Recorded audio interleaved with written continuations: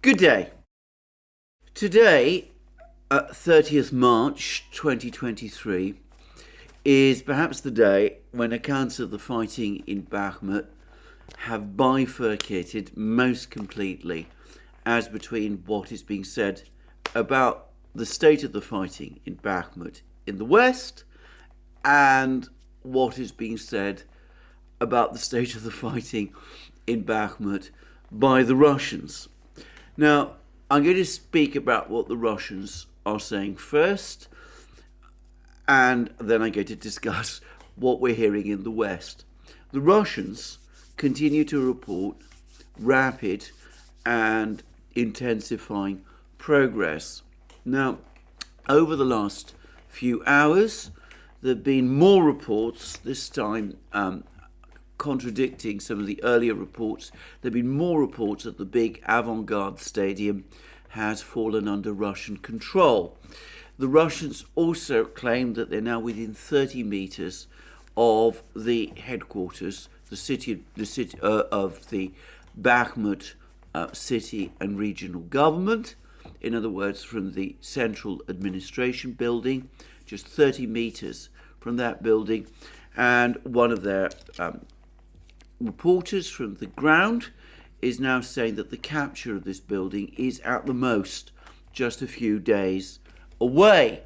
And the Russians also say that Ukraine is suffering extremely heavy losses in the defense of Bakhmut.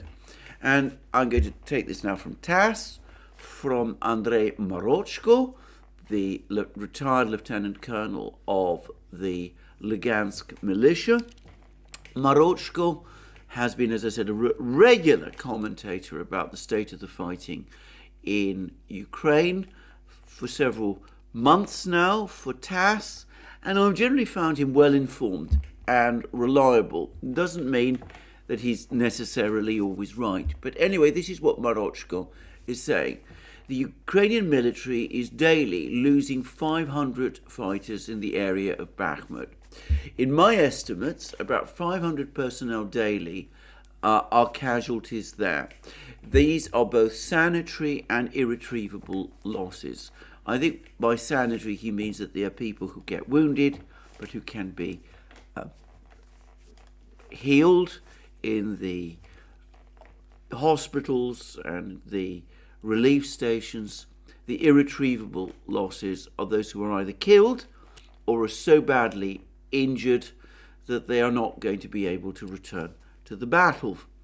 And he goes on to say the Ukrainian military experiences a shortage of fighters due to huge casualties and continues replenishing its troops. And he goes on to say, this is of course all taken from TASS, Marochko told TASS that the Ukrainian military had lost as many as 1,500 soldiers in battles with Russian forces in the Bakhmut area over the previous week. And that, by the way, is the week up to the 27th of March. And by most accounts, the fighting has actually intensified since that day. It is a horrific amount of casualties over the last few weeks.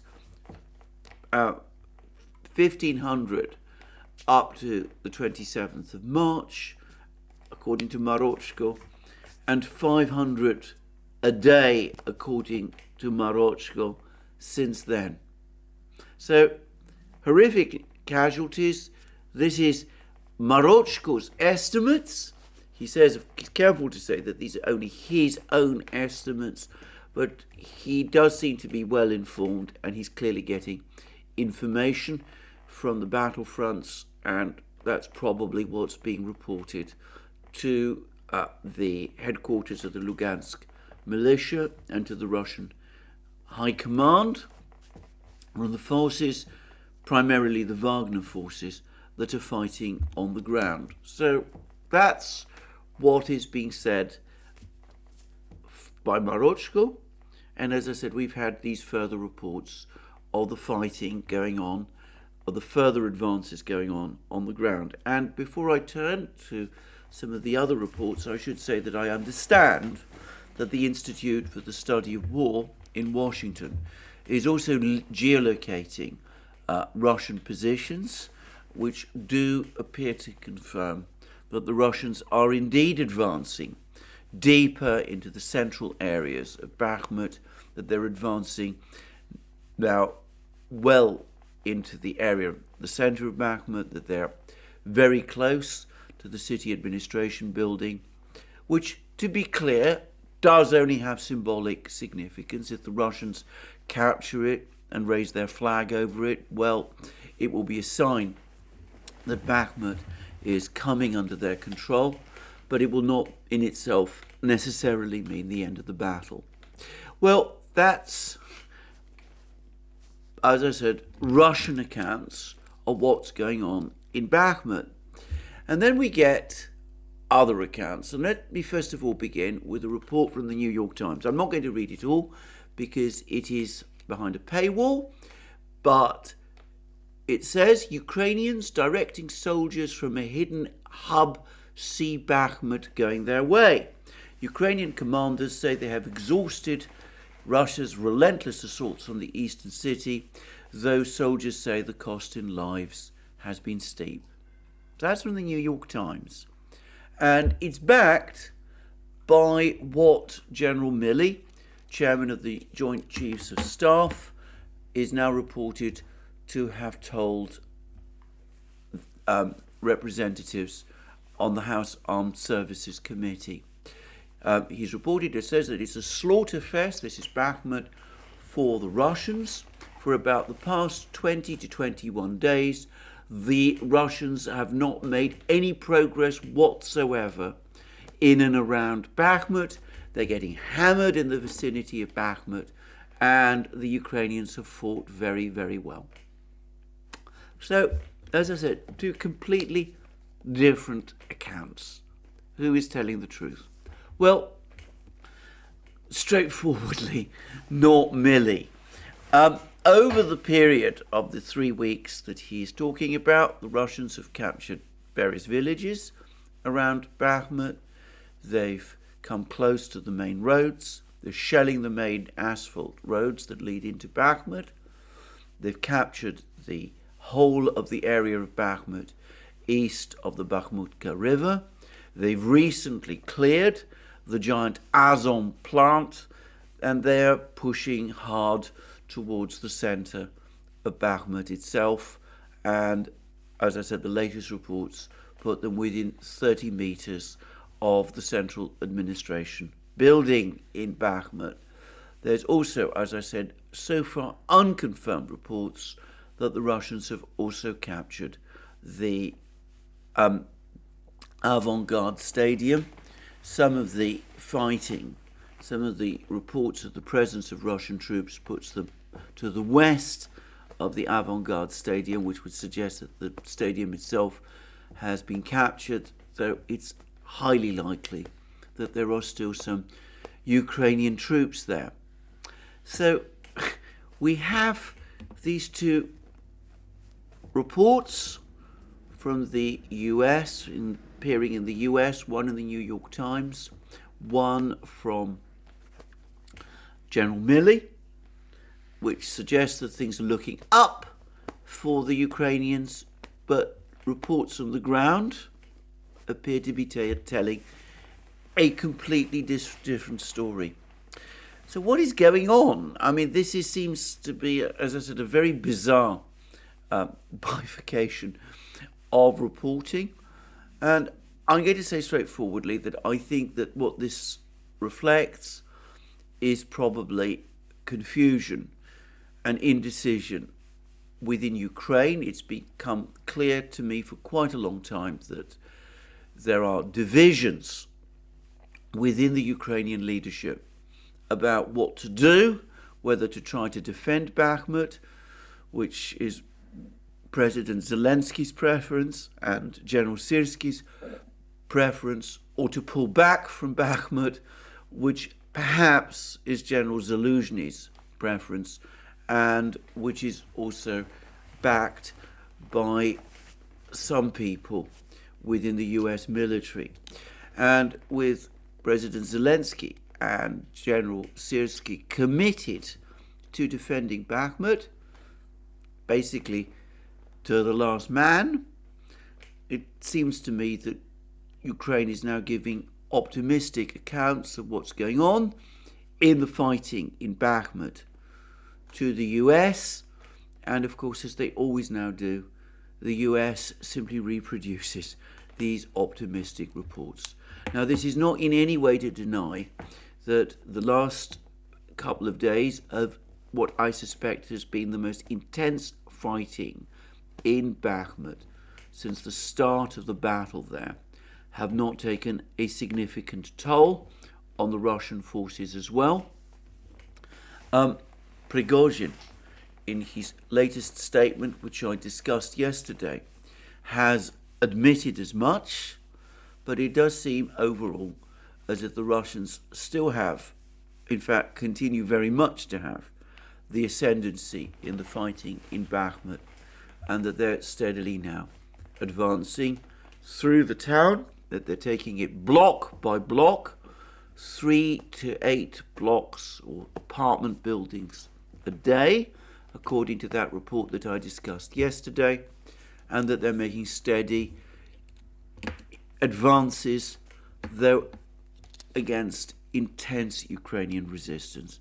Now, I'm going to say something. I have, to some extent, cast doubt on the importance of the city administration building in Bakhmut, but if the Russians do capture it, if they do raise their flag over it, I suspect this will have an effect on Ukrainian morale.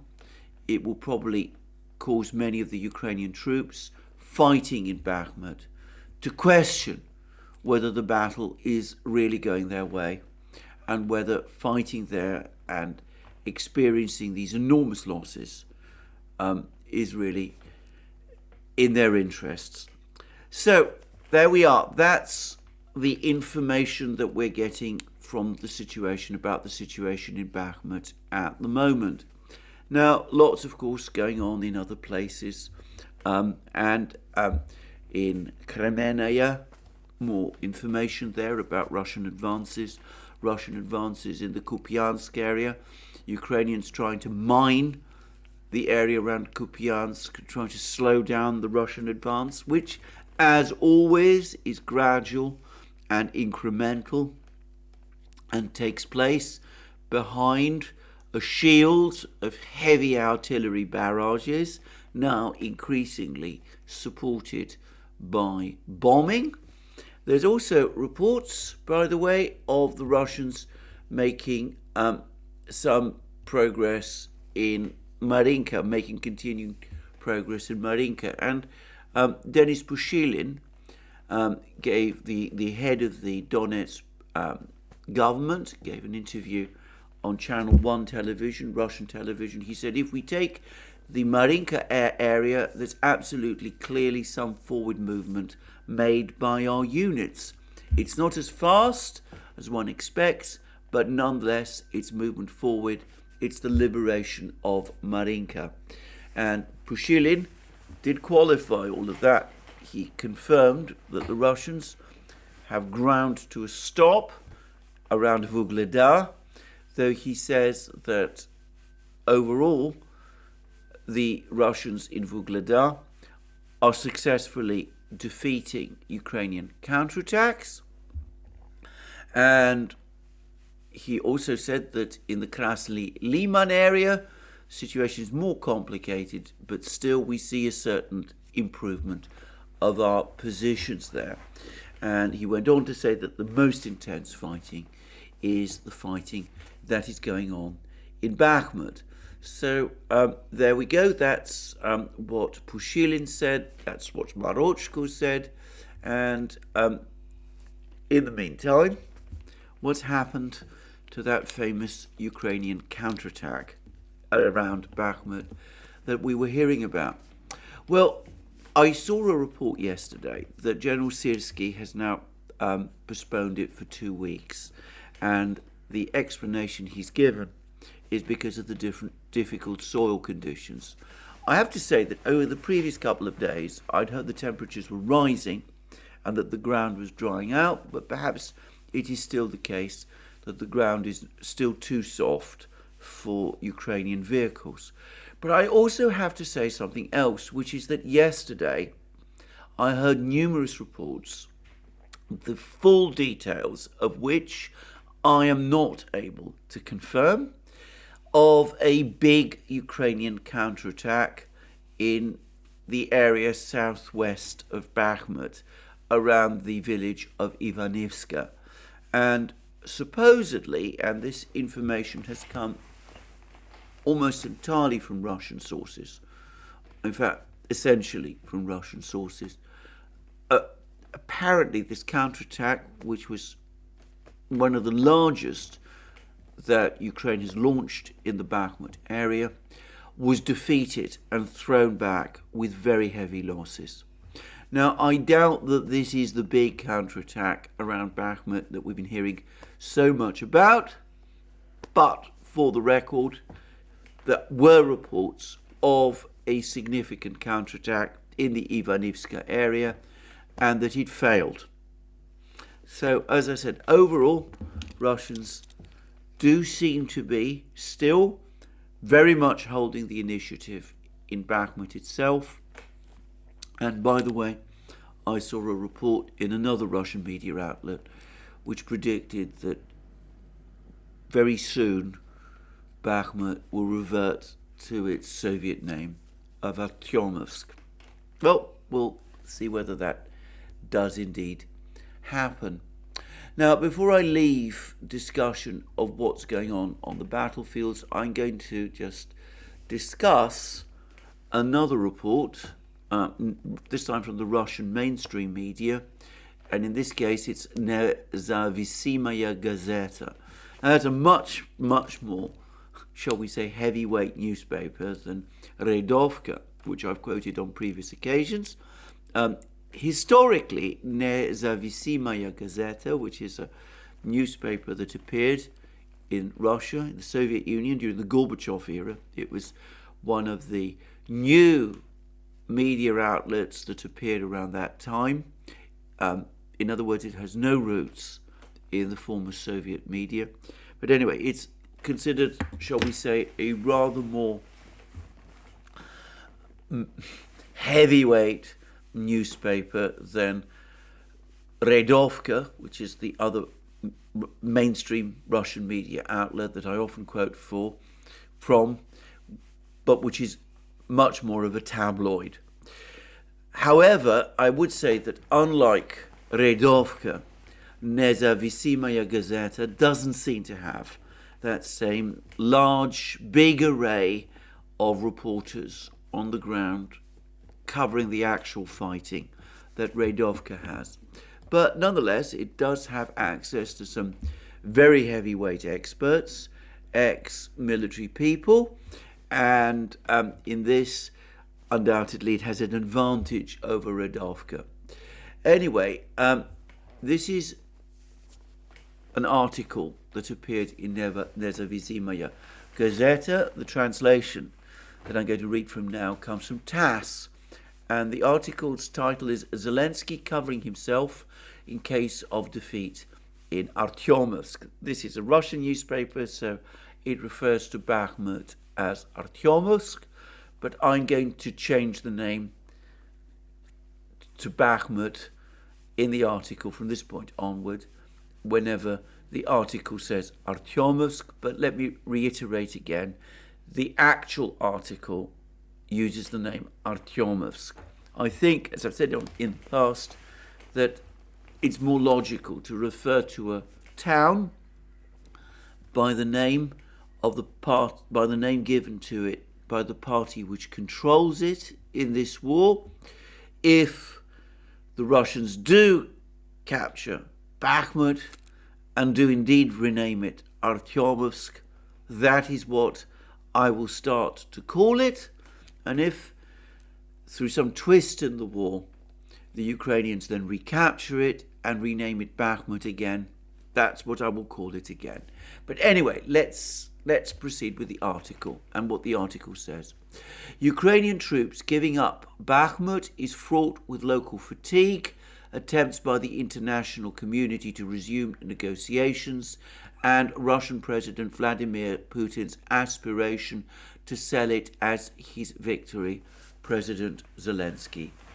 Ukrainian President Zelensky has said. And that is indeed correct. That is indeed what President Zelensky was saying in that interview he gave to Associated Press 2 days ago. And then Nezavisimaya Gazeta goes on to say this. In this way, Zelensky attempted to downplay the military and strategic significance of the expected retreat from Bakhmut as purely a material loss. That said, US Secretary of Defense Lloyd Austin practically confirmed the delivery of longer-range weapons to Kiev, apparently meaning ground-launched small-diameter bombs with a range of up to 150 kilometers. And we see that the Russian Defense Ministry yesterday was claiming that one of these bombs had indeed been used by Ukraine in the fighting, but that the Russian air defenses had successfully intercepted it and shot it down.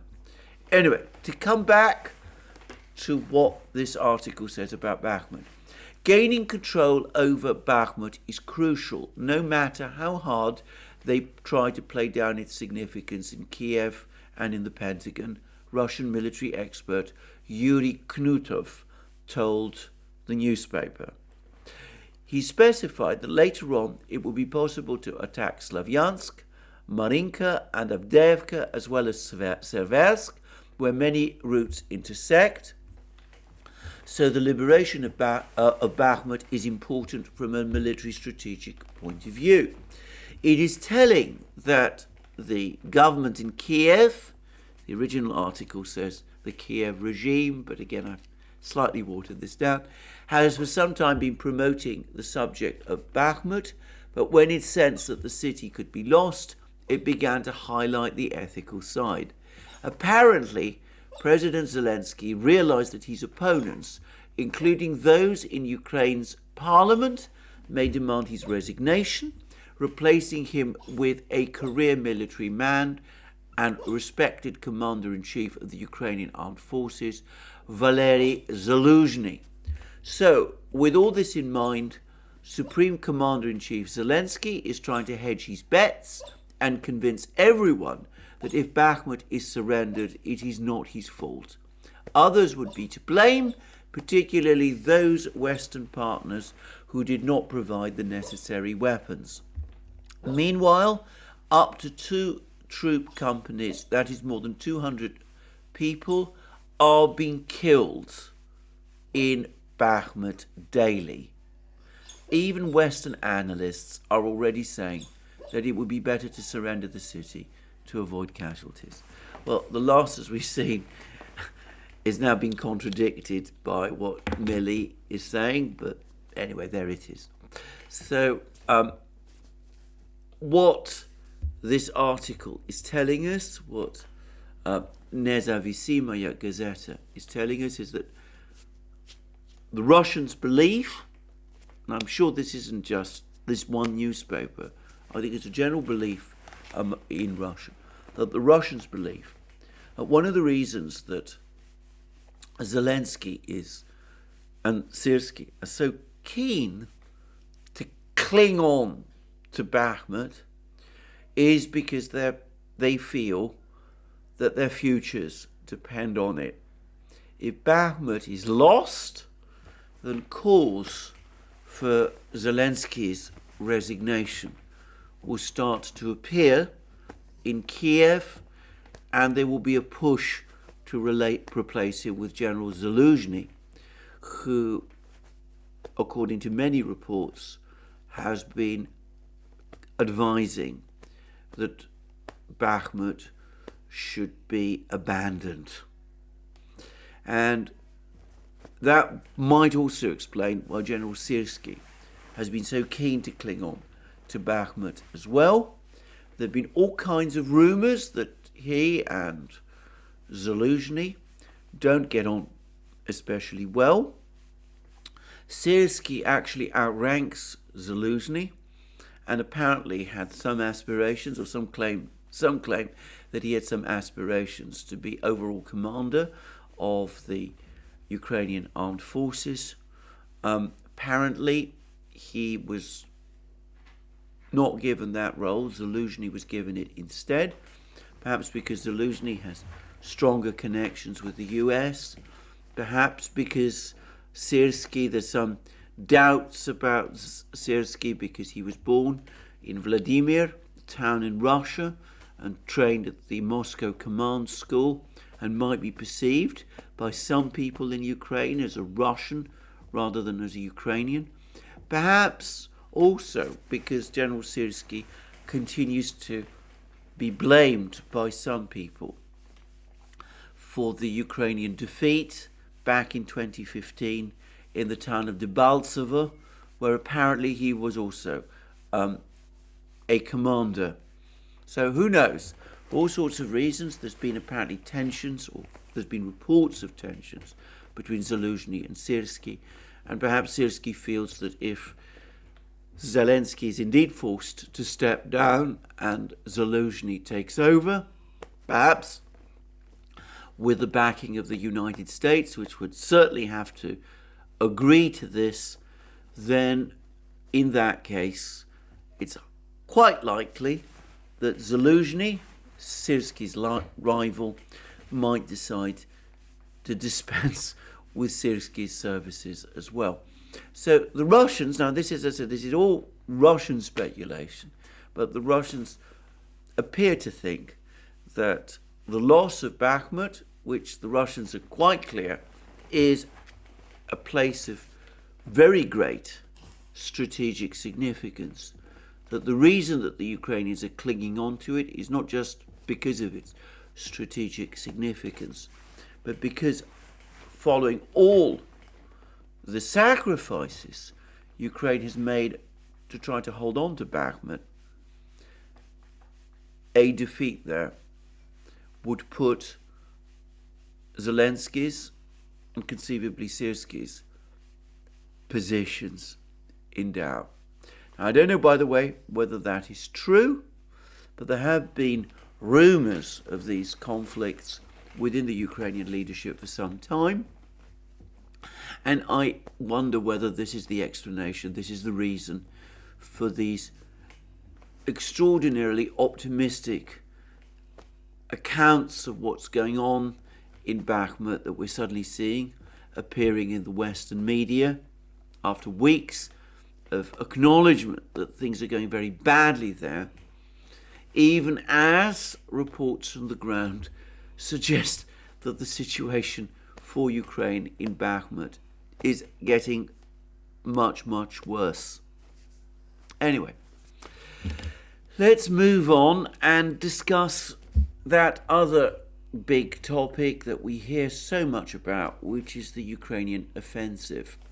And the Ukrainian Defense Minister, Alexei Reznikov, another person, by the way, who there were reports that he was going to be sacked a few weeks ago as part of that great purge that was going on in Kiev. Notice how that purge not only stopped, but reporting of it in the Western media disappeared. Anyway, Reznikov, he's still there, he's still Defense Minister. He was apparently the main target for the purge. There was talk that he was going to be replaced by Kirill Budanov, the head of Ukrainian military intelligence. He's still in overall charge. He's still, in fact, in overall charge. And the situation seems to be that the purge, in its initial objective of getting rid of Reznikov and perhaps isolating Zelensky, failed. I'm not going to go into more discussions of that now. Anyway, Reznikov has given an interview to a Polish newspaper, Gazeta Wyborcza, and he has said that formation of counterstrike corps has now been completed, and that NATO supports Ukrainian plans, and reiterated, however, that the plans require, this isn't NATO advice as I understand it, armoured personnel carriers, tanks, ammunition, and trained crews. And Reznikov is then quoted as saying that, in my view, we will have several strikes, but their direction, intensity, and timing will be defined by the General Staff, that was by Zelensky, and that for the moment, these counterstrikes, these offensives can't happen because the soil is still too soft for wheeled vehicles to move about. So there will be some waiting. I think that's probably true. Certainly, the Ukrainian military does seem to now be relying increasingly on wheeled vehicles instead of tracked ones. The supplies of infantry fighting vehicles from the West over the last few weeks has been very heavy with wheeled vehicles instead of tracked ones. Ukraine did receive, there's 100 Bradleys and 40 Marders, but it received rather more Strikers, which are wheeled vehicles, and there's been other wheeled vehicles supplied as well. And we've had those so-called wheeled tanks from France, which, as I said, in my opinion, are totally unsuitable for this sort of war.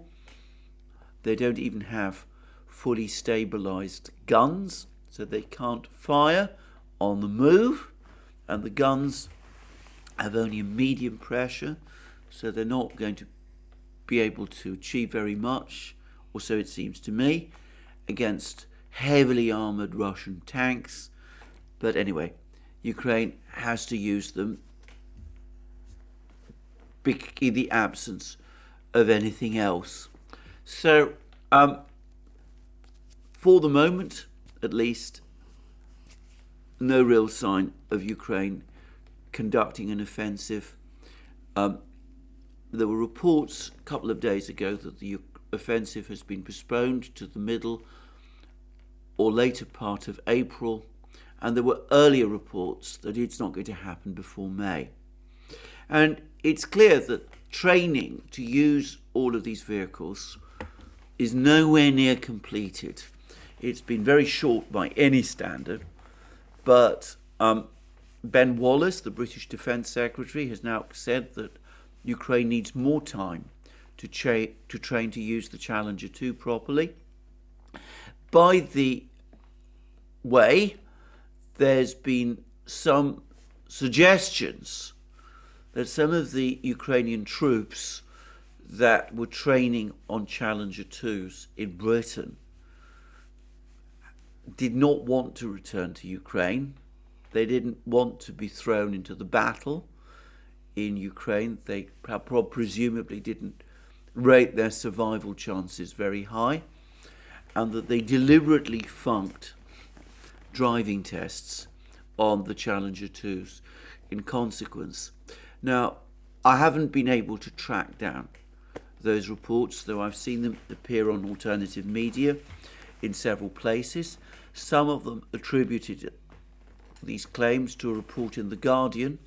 I've read Guardian reports. I've checked The Guardian for all the reports I can find about the training of Ukrainian troops in Britain on Challenger 2s, and I can't find any reference to this claim. But it's possible it's been edited out and that I missed it, and, you know, it wouldn't surprise me if it was true at all. But anyway, Ben Wallace appears to believe that even after all this training that's taken place, which is only training that's carried on for a few weeks,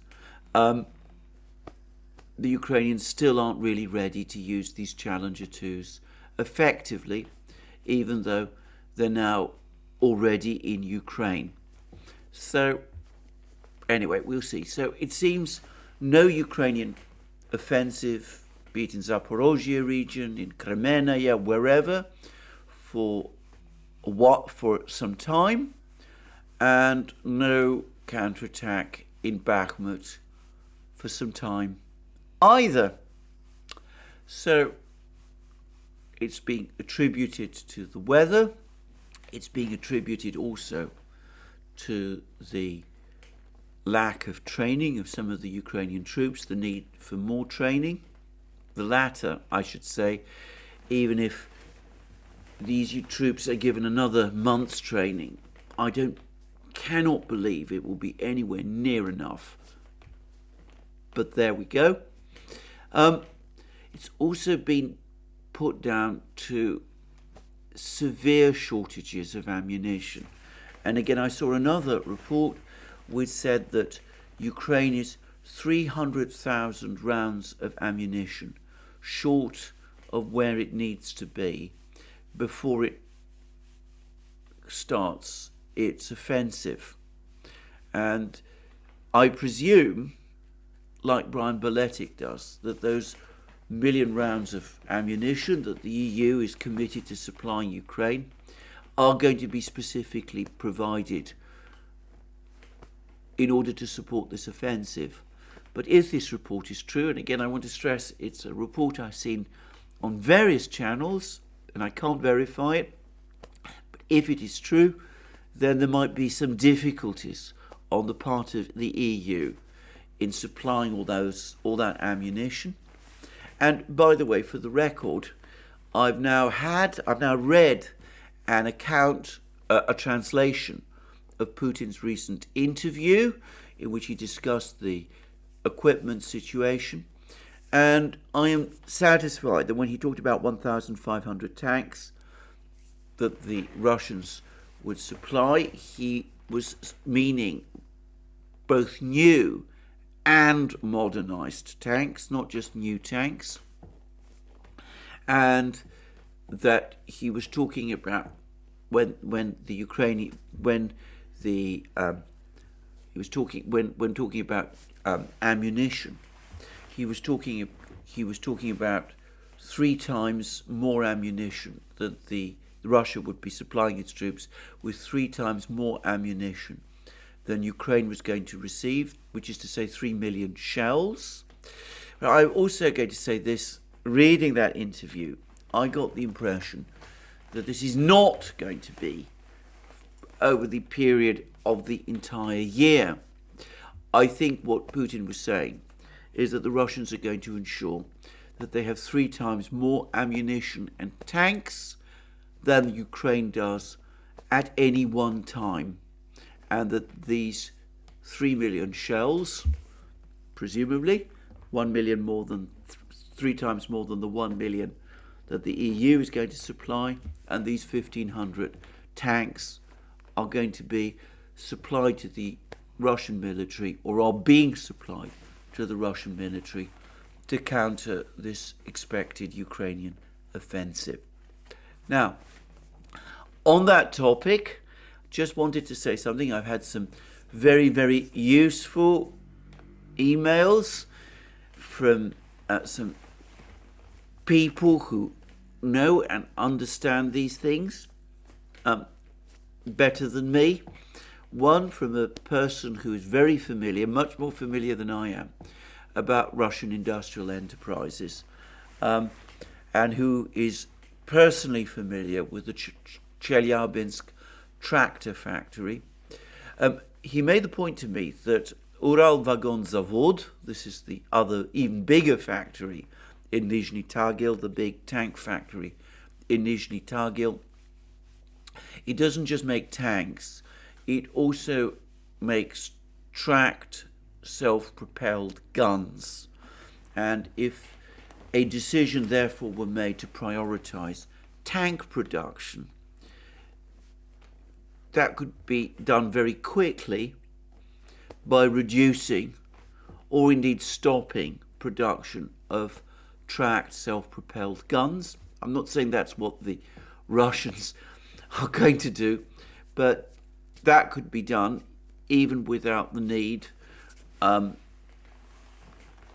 diverting more of the factory to tank production and reducing the production that Uralvagonzavod dedicates to its civilian products. And this person also spoke about the Chelyabinsk factory and confirmed the enormous size of this factory and also its ability, obviously, to produce equipment in quantities. Another report that I also got from a former NATO intelligence officer, and I'm afraid I have to be particularly careful in disclosing or in discussing the information he's provided. He provided a lot of very interesting information, but he made one particular point which I just want to return to. A couple of days ago, I read a report, I think it was from Izvestia, from a Russian commentator who talked about the fact that the T-55s and T-90s that we've been hearing so much about, especially the T-55s, I suspect, are intended to equip the rear echelons of the Russian forces in on the battlefronts. Anyway, this former NATO intelligence officer pointed out that it is established Soviet and now presumably Russian doctrine to organize forces in echelons. So there's the first echelon, which gets the best tanks, the most advanced tanks, and infantry fighting vehicles and those sorts of things. It's the one that carries out the breakthroughs, that engages the enemy, that repels the attacks. Then there's usually a second and sometimes a third echelon, and Soviet doctrine always accepted the possibility that these echelons held in the rear would be equipped with older equipment. And that was one of the reasons why the Soviet Union and today Russia retain all of this older equipment. It's been done, as I said, in case of war, to fill out the echelons, to strengthen the positions in the rear. And he points out, this person has pointed out, that having forces echeloned in that way gave flexibility and strength to an offensive. It meant that there were always units in the rear in the event of an offensive that could be quickly deployed to exploit any gaps in the enemy's front line, any holes punched through by the first echelon. And it also, conversely, provided a defense in depth if a particular force had to go onto the defense at any particular point in time. So this is actually established doctrine to bring out these older tanks. And anyway, regardless of that, returning to what Putin said, Putin was talking about the fact that the Russians will always have a 3-to-1 advantage in advanced tanks over Ukraine. That appears to be the policy, and he's clearly not taking into account these older tanks. And some of the tanks that are being supplied to Ukraine, the Leopard ones, the T-55s from Slovenia, are basically as old, indeed sometimes in some cases perhaps even older than some of the tanks that the Russians are dusting out and taking out of their depots and maybe deploying to the battlefields.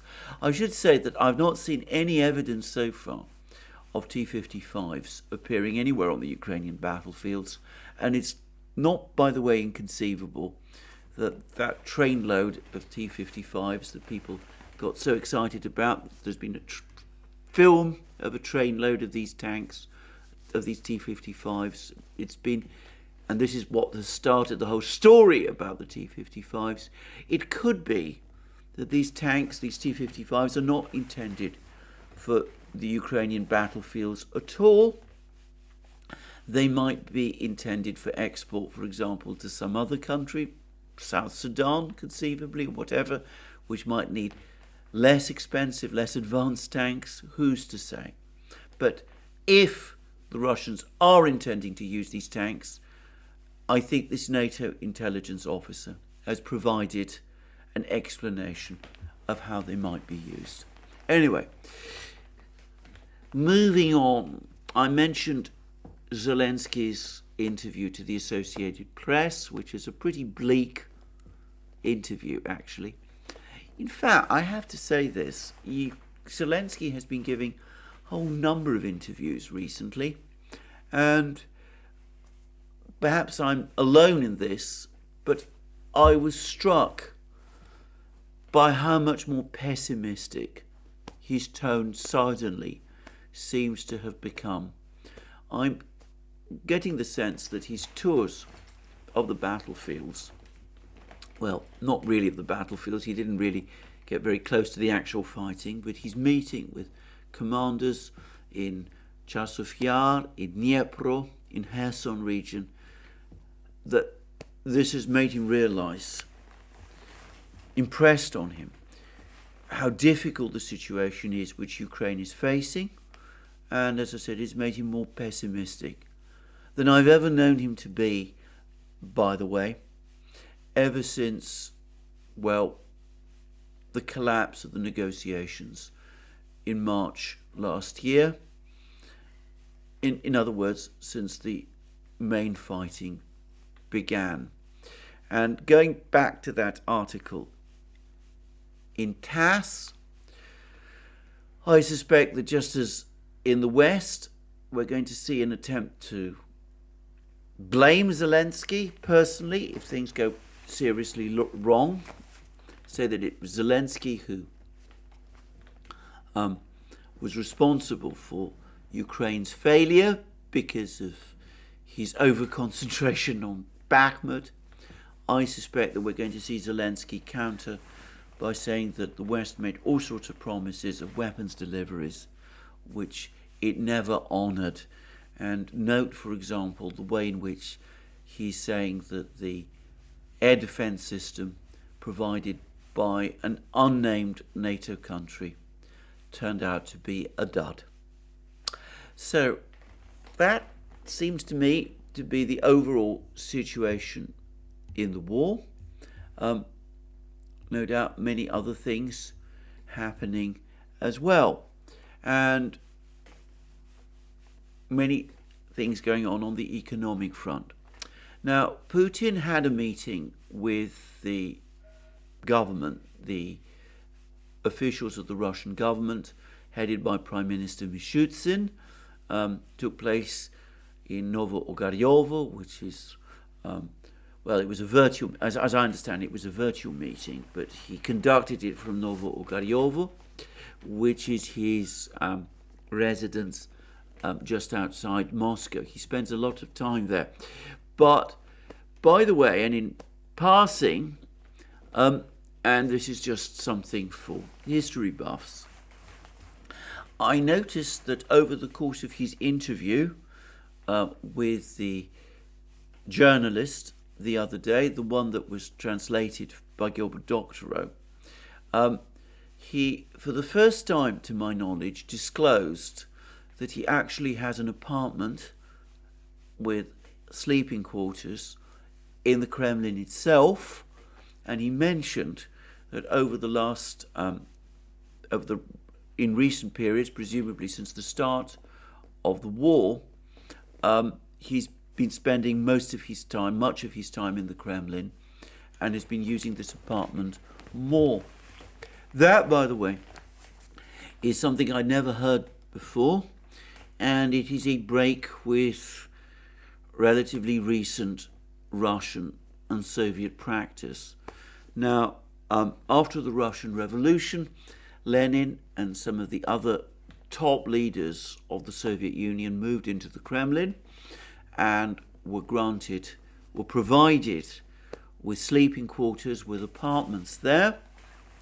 And Stalin retained his apartment right up until his death in 1953, though he used it increasingly little. Other Soviet leaders had apartments in the Kremlin as well.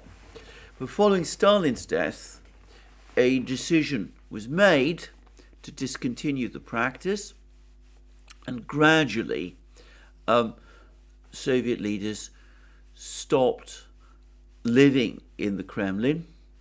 The last one to move out was the former Soviet president and defense minister Clemente Voroshilov, who gave up his apartment in the Kremlin in 1962. Well, Putin has now confirmed that that old practice has now resumed, and that the leader of Russia once again has an apartment in the Kremlin, the first leader to do so since Stalin's death in 1953, and the first leader of post-Soviet Russia to do so. Anyway, just mentioning that, that's just a historical aside, not perhaps particularly interesting or important, but for those who are interested in these small things, I just thought I'd mention it. Anyway, Putin conducted this conference with members of his government from, if you like, the nearby dacha, to use Soviet and Russian terminology, his country residence at Novo-Ogaryovo, and all the top officials were there. And overall, he gave a fairly optimistic picture of the state of the Russian economy. Again, financial system is stable. There's been no bank failures, no bank runs. Inflation is now below 4%. And I've just seen some figures which put it at 3.93%.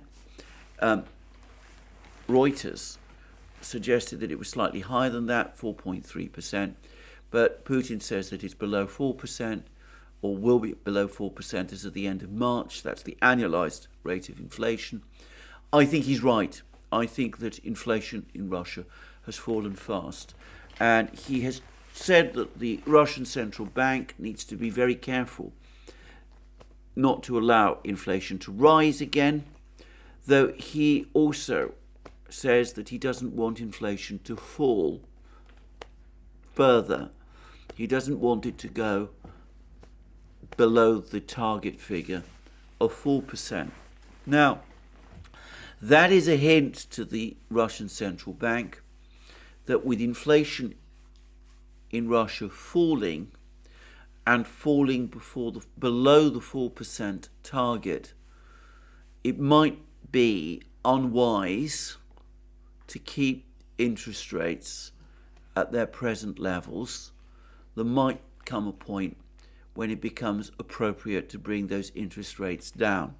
Now, I say that because with the decline in inflation, real interest rates in Russia are now well above inflation again. To the best of my recollection, interest rates in Russia at the moment, the central banks, the Russian central banks, interest rate is 7.5%.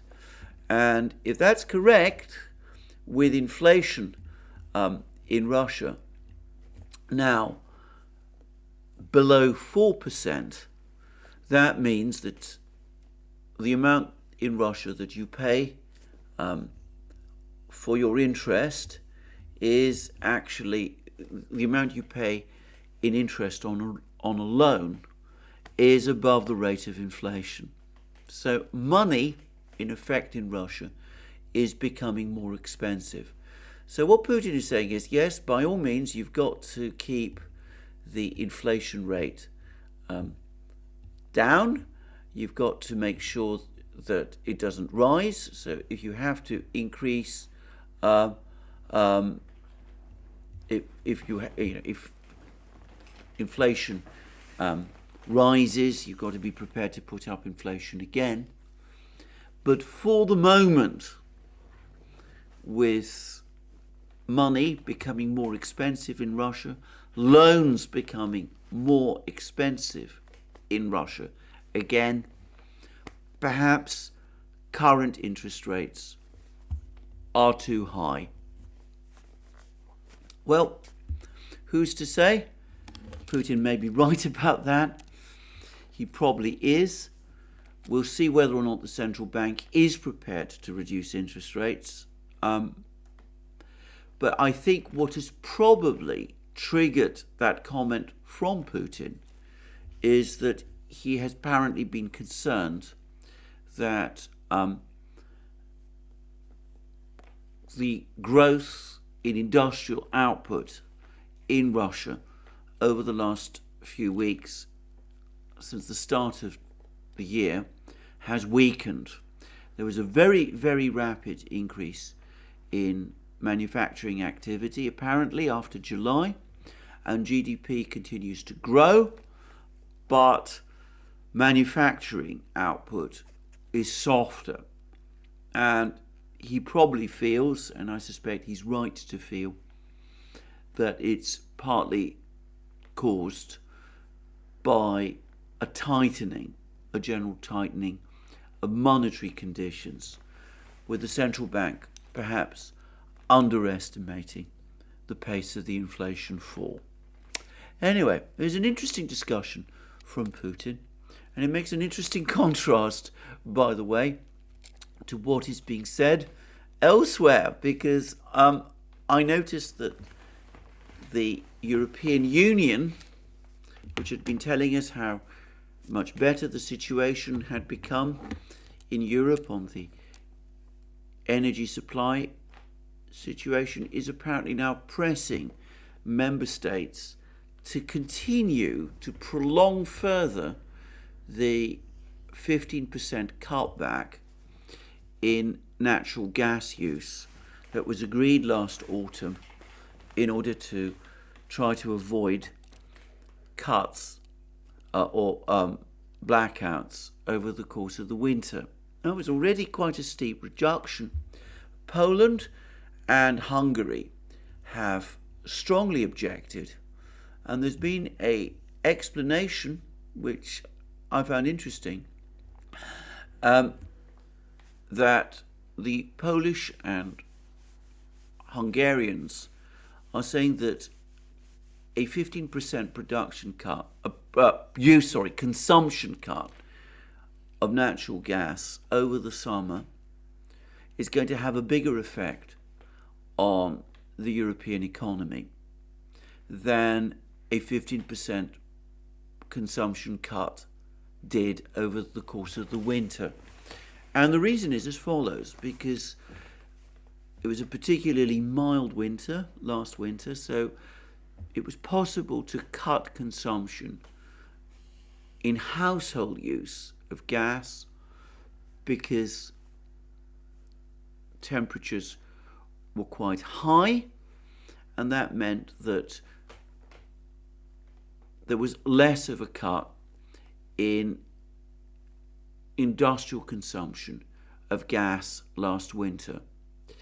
But if consumption is cut this summer, it will be different, because with energy consumption, less household energy consumption, less in the summer than in the winter, any cut in energy use over the course of the summer will have to come from industrial consumption, and that will mean a fall in industrial production. Well, both sides, if you like, both the Chinese and both the Europeans and the Russians, looking at industry production problems.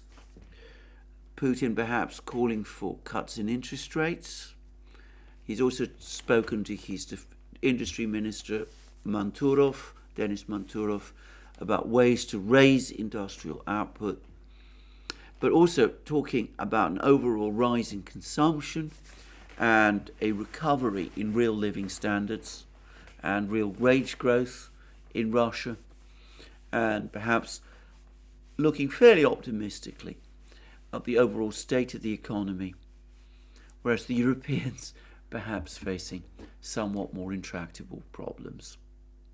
Anyway, that's where I'm going to finish today. That's me for today. More from me soon. I'll be back tomorrow with a further update. We'll be seeing what happens in Bakhmut and who's right about what's actually going on there. Is it the Russians or is it the West? And in the meantime, just to remind you, you can find all our programs on our various platforms: Locals, Rumble, BitChute, ODYSEE, Rockfin and Telegram. You can also support our work via Patreon and Subscribestar and by going to our shop, links under this video. And last but not least, if you've liked this video, please remember to press the like button and to check your subscription to this channel. Thank you for joining me again today, and more from me soon.